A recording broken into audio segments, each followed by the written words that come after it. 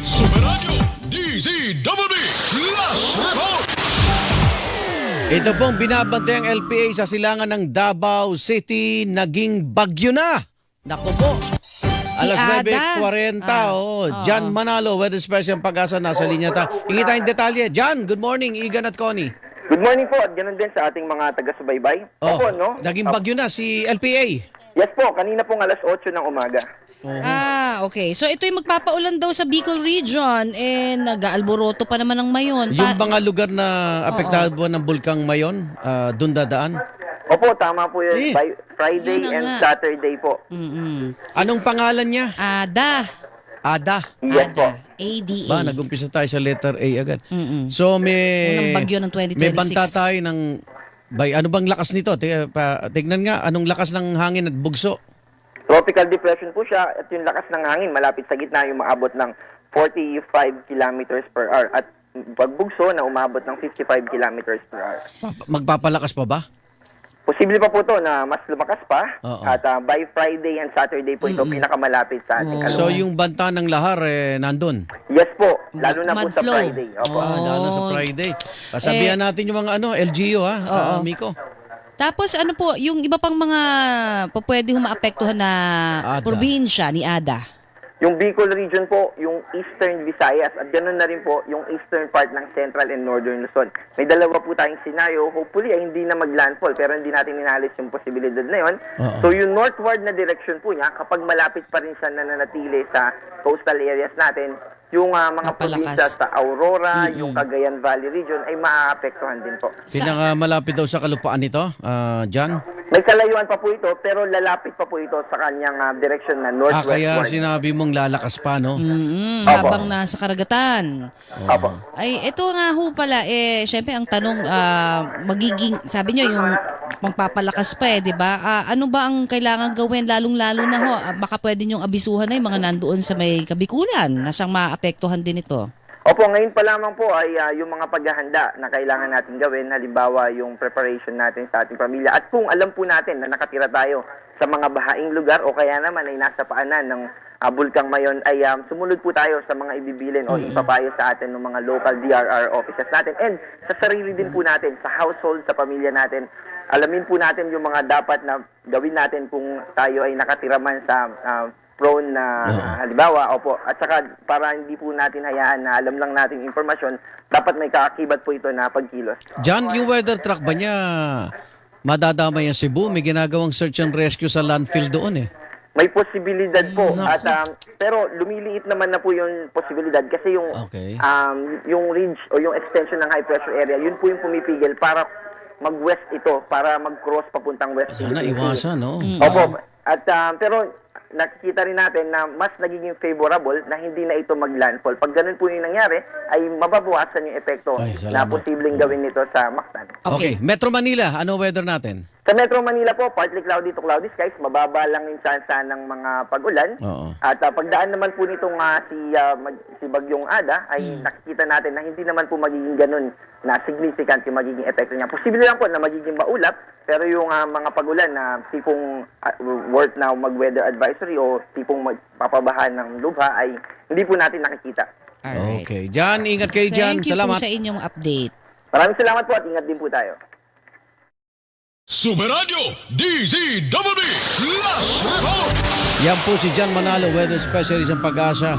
Super Radio DZWB Last Report. Dako naman ho tayo sa Super Radio sa Cebu. Ang bilang po ng nasawi sa pagguho ng basura sa landfill sa Cebu City umakyat na sa 16.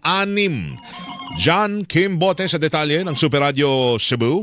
John Kim, mayong buntag, pasok. Magandang umaga, Weng. Umakyat na sa 16 ang mga namatay sa pagguho ng mga basura sa landfill sa Barangay Binaliw, Cebu City. Ayon kay Cebu City Councilor Dave Tumulak, ang chairman sa Cebu City Disaster Risk Reduction and Management Council, na 3 pang bangkay ng mga lalaki ang nahukay pasado alas 9 ngayong umaga. Dahil dito nasa 16 na ang kumpirmadong patay habang nasa 20 katao pa or 20 katao ang pinaghahanap na mga rescuers sa nasabing landfill. Samantala, nagdeklara ang konseho ng lungsod ng Cebu na gawing day of mourning ang Enero 16, 2026 dahil sa nangyaring trahedya sa landslide na mga basura sa landfill sa Barangay Binaliw kung saan mag-aalay ng misa sa Barangay Binaliw Gymnasium para sa mga biktima ng nasabing landslide. Ako, si John Kimbote ng Super Radio Cebu, nag-uulat para sa GMA Super Radio DZWB, dapat totoo. Super Radio DZWB Last Report. Weng de la Peña sa Anong Sigaw ng Katarungan, FPJ sa GMA. Sa Biyernes o sa Sabado ng umaga. Super Radio Last Report. Warrant of arrest laban kay Atong Ang at iba pang akusado sa pagkawala ng ilang sabongero inilabas ng korte. Flash report ni Sandra Aguinaldo ng GMA Integrated News. Sandra, magandang umaga. Sandra? Oy, Lala. Go ahead. Yes, naglabas na nga ng warrant of arrest laban kay Atong Ang at iba pang akusado sa missing sabongeros case ang Branch 26 ng Santa Cruz, Laguna Regional Trial Court. So, ito sa kasong kidnapping with homicide na isinampa ng Department of Justice bago nitong nagdaang Pasko. Nakasaad din po sa nasabing warrant of arrest na walang bail na inirekomenda para sa kanya. Ibig sabihin, non-bailable po ang kaso na ito. Ayon sa DOJ, ay pwedeng mag-serve ng warrant sa kanya, pero sa ngayon po ay wala pa tayong nakukuha na pahayag mula sa PNP-CID. Halimbawa, na karaniwang nagsiserve po ng ganitong mga warrant. Kinukuha pa natin ang reaksyon ng kampo ni Ang, pero matatandaan na sinabi po ng kanyang abogado kamakailan lamang na si Ang po ay nasa bansa lamang umano at sila naman po ay makikipagtulungan sa mga otoridad. Yan muna po ang pinakahuling ulat. Sandra Aguinaldo ng GMA Integrated News. Nag-ulat sa DZWB, dapat totoo. Super Radio Flash Report. Ito ang Super Balita sa Tanghali Nationwide. Posible rin itong lumapit o mag-landfall sa Catanduanes sa Sabado o sa Linggo. Super Radio Flash Report. Yung mga pulis na magsisilbi ng warrant of arrest laban kay Atong Ang patungo na sa iba't ibang lokasyon para isilbi ang naturang warrant. Flash report ni Tuesday, New Tuesday. Nasa proseso na ng pagsisilbi ng warrant of arrest ang iba't ibang team ng pambansang pulisya laban kay Charlie Atong Ang.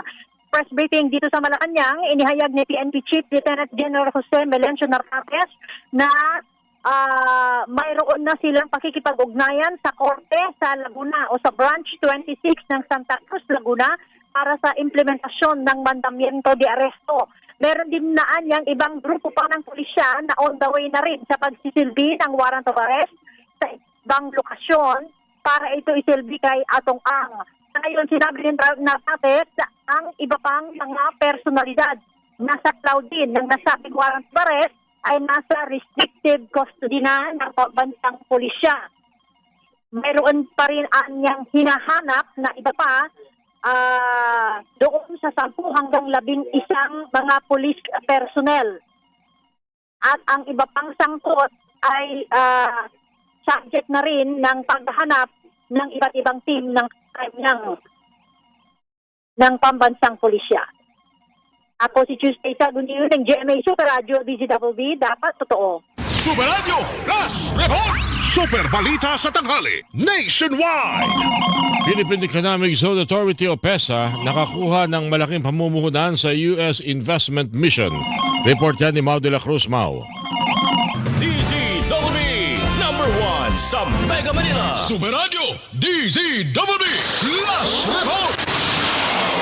Korte nag-issue ng 2 pang hiwalay na warrant of arrest laban kay Atong Ang at iba pang akusado sa kasong kidnapping and serious illegal detention. Report mula kay Luisito Santos. Louis?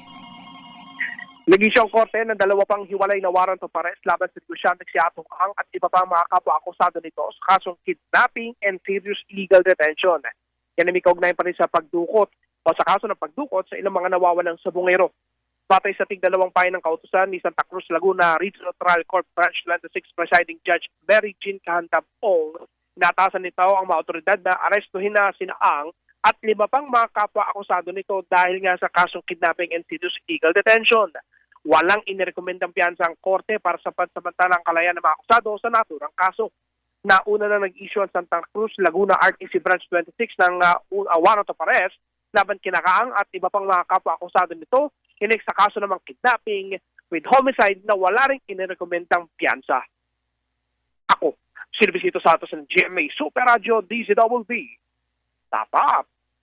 Totoo. Super Radio DZWB Last Report. Super Radio DZWB Last Report. Higit 1 milyong halaga ng kush o high-grade marijuana na harang sa Port of Clark. Ang detalye mula kay Glenn Wego. Glenn. Kinumpirma ng Philippine Drug Enforcement Agency o PDEA na abot sa mahigit 1 milyong pisong halaga ng hininalang kush o high-grade na uri ng marijuana ang nakumpiska sa Port of Clark kani-kanina lamang. Ayon sa PDEA Clark, idiniklarang pantalon ang parcel na nanggaling sa Los Angeles sa California sa USA. Sa tulong ng detection dog na pisto ang illegal na droga. Nakatakdang dalhin ang mga sample items sa PDEA Region 3 Laboratory para sa forensic examination at confirmation. Ito lamang mga nagdaang araw, ilang hininalang illegal na droga rin tulad ng marijuana gummies at morphine ang nakumpiska din sa Port of Clark. Ako sa Glenn Wego ng Super Radio DZWB. Dapat totoo. Super Radio DZWB Last Report. Ito ang Super Radio DZWB Last Report. Unahin natin si Carlo Mateo muna. Ang CIDG NCR nakapasok na ho sa compound na pag-aari umano ng negosyante si Charlie Atong Ang sa Pasig City. Carlo, pasok! Alas 3 ng hapon na makapasok ang mga miyembro nitong CIDG NCR sa isa sa mga nakarehistrong bahay ng negosyanteng si Charlie Atong Ang dito sa Bagong Ilog, Pasig City. Bitbit na Police Colonel John Giagi ng CIDG NCR ang kopya ng mandamiento de aresto na inilabas ng hukuman na kaugnay nga ito ng mga missing sabongeros. Kasalukuyan ay halos sa ilang minuto pa lamang ang nakalilipas nang lumabas ang mga tauhan ng CIDG at nag-negatibo ang resulta at walang natagpuan o hindi nakita si Atong Ang sa loob ng compound. Si Ang ay naharap sa kasong 5 counts of kidnapping with homicide at 6 counts of kidnapping with serious illegal detention. At maliban dito ay ilan pang teams ng CIDG ang ikinakalat para sa pagsisilbi ng warrant of arrest laban kay Ang et al. At hiwalay pa ang team ng NBI na kumikilos upang ipatupad ang warrant of arrest ng hukuman. At halos matapos lang isang oras ay lumabas na rin itong grupo ni Giagi at natapos ang proseso ng pagsisilbi ng kopya ng warrant of arrest. Subalit nagnegatibo ang resulta ng operasyon at wala si Ang sa loob ng compound. Maliban sa abogado ay pawang mga security personnel ang nakausap ng mga miyembro ng CIDG NCR. Ako si Carlo Mateo ng GMA Super Radio DZWB dapat totoo. Super Radio DZWB Last Report. Samantala, diretso tayo kay Super Radio DZWB Last Report. Ito. Mga kapuso, nagpapatupad po ngayon na limitadong operasyon ng LRT-1. Batay sa post ng Light Rail Manila Corporation sa X o yung dati pong Twitter, Baclaran Station to Fernando Po Jr. Station vice versa, ang lamang po ang tren na tumatakbo sa ngayon. Ulitin natin yan. Mula Baclaran Station hanggang Fernando Po Jr. Station, balikan, yan lamang po ang lugar na merong tren na tumatakbo sa ngayon sa LRT Line 1. Nasa lugar na raw po ang kanilang engineering team para maayos ang naging problema doon. Super Radio DZWB Last Report. Maraming salamat po sa inyong pagtutok sa amin talakayan. Ang tabayanan po ang Super Balita sa Hapon, hatid ni Kay Morales. Bukas, araw ng Huwebes, makakapiling po natin National Commission of Senior Citizens, NCSC, at Alagang PhilHealth sa serbisyo on the spot. Balik na po yan every Thursday. Tutok lang po. Ganito pa rin oras dito sa SOS, serbisyo on the spot. Muli ako po inyong kapuso, Kathy San Gabriel. Maraming salamat at magandang hapon po sa inyong lahat. Salamat mga kapuso sa inyong palagiang pakikinig. ang Super Radio DZBB ang number 1 sa buong taon ng 2025. At ngayong 2026, tuloy lang ang paglilingkod namin sa inyo on-air at online para lahat ng dapat yung malaman tungkol sa nagaganap sa ating bayan ay inyong napapakinggan ng buo sa detalye at buo sa katotohanan.